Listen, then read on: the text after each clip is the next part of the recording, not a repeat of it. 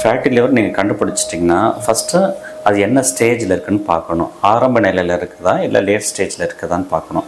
ஆரம்ப நிலையில் இருக்கிற ஃபேட்டி லிவர் 100% பழைய நிலைமைக்கு நம்ம கொண்டு வர முடியும். அதற்கு சில முக்கியமான சில விஷயங்கள் நம்ம செய்ய வேண்டியது இருக்குது. நம்மளுடைய உணவு கட்டுப்பாடு ரொம்ப ரொம்ப முக்கியம். இதில் நம்ம அதிகமாக உட்கொள்ள வேண்டியது பச்சை காய்கறிகள், கீரை வகைகள், சிறுதானியங்கள், அதுக்கப்புறம் ப்ராசஸ்டு ஃபுட்டு, இந்த பேக்கெட் ஐட்டம்ஸ் வருது இல்லைங்களா, சிப்ஸு, இது போன்ற ஃபுட்டு.